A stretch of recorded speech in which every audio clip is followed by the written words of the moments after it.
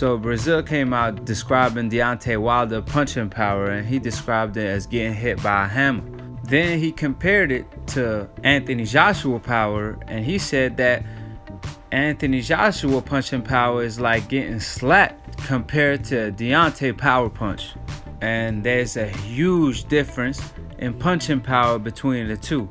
And we all knew that. Anthony Joshua is more of a combination puncher, and Wilder is really just a one-punch knockout artist.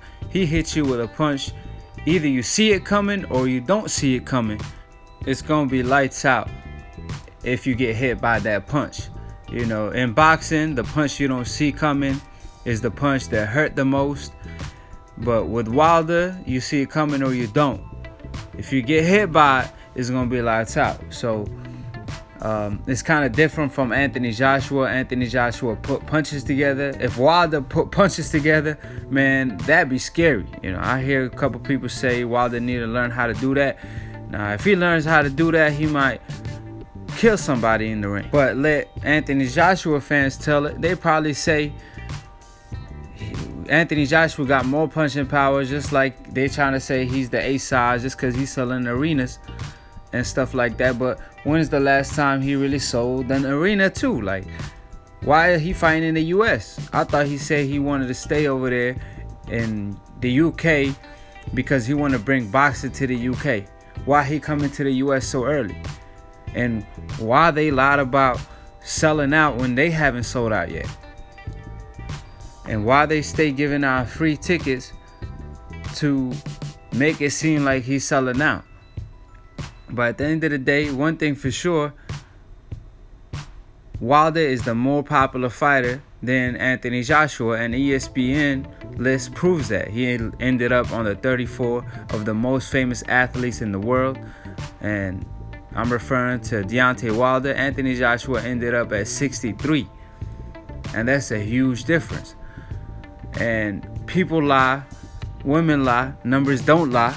And the reason why Wilder is higher on the list, even though Anthony Joshua got more followers on Instagram, like people like to say, even though real life is different than online, but people like to live online, is the fact that Wilder, every time he fights and gets a knockout, it goes viral. I mean, just look at the Breazeale knockout. It done went viral on Twitter, on Instagram, it's on memes. I mean, it's on the news, it's everywhere. So people get to see it, people get to talk about it. Older people don't got Instagram. A lot of people don't got Instagram. And like I said, in the US, there's a lot of athletes that people like to follow.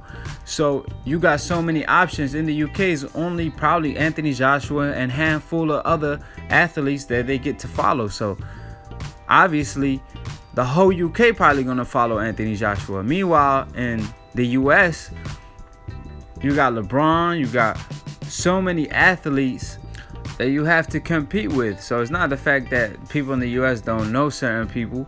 It's just the fact that it's too many athletes for us to follow.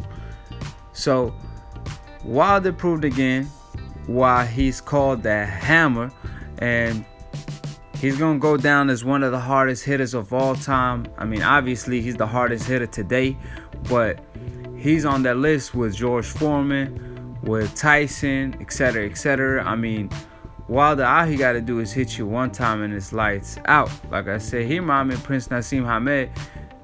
Prince Nassim Hamed was never really a combination puncher. The only time I really seen him put punches together was versus Boom Boom Johnson, and he put his lights out. So like I said, at the heavyweight division, Wilder is really a killer in there. All he really got to catch you is one good time and his lights out. And that's very, very hard in the heavyweight division to do, because, I mean, picture fighting Wilder and trying not to get hit the whole night. If you swim, you're going to get wet. If you box, you're going to get hit. And how the hell you gonna avoid Wilder for 12 rounds? I mean, it's not like Wilder is slow. He has tremendous hand speed for a heavyweight his size. And he's athletic. And yeah, he wild, but he wild after he hurts you. So it's a good thing to be wild then, as long as you don't get countered, because you start hitting your opponent with punches he don't see coming. But in the meantime, while he's setting you up, he's technical with it. You know, he get wild at times. Wildest we ever seen him was versus Fury, but he still managed to get 2 knockdowns. And one of the knockdowns, he put Fury down for more than 10 seconds.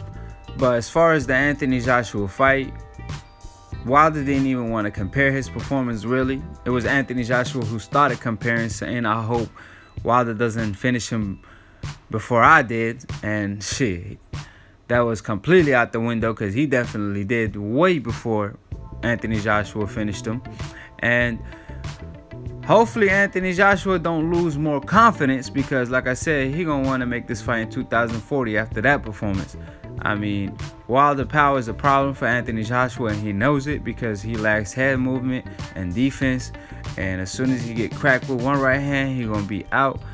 And his game plan should be knocking out Wilder before he gets knocked out. However, the only difference is Wilder got the reach height advantage versus Anthony Joshua. And that fight is 60-40 in my books for Deontay Wilder. I mean, obviously Anthony Joshua has a chance, and it's the heavyweight division. You never know, but I mean, Ortiz couldn't even stop Wilder, so it's gonna be very tough for Anthony Joshua to do something. But like I always say, if you are a champion, it's never you ain't ready to fight another champion. If not, then you better stay your ass as a contender. And like I always say, subscribe below if you're trying to get smart about a minute. If you're trying to get dumb about a second, don't, and listen to these casual ass fans. And peace.